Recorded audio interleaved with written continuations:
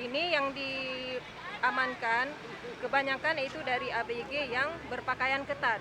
Nah, kadang ada juga pakaiannya panjang selutut, akan tetapi itu tembus menipis dengan pakaian kain renda, semacam kain renda itu kan tembus pandang. Jadi semua kita lakukan pembinaan, ya, bukan hanya melihat pakaiannya yang panjang, akan tetapi tidak membungkus, menipis dan menutup aurat.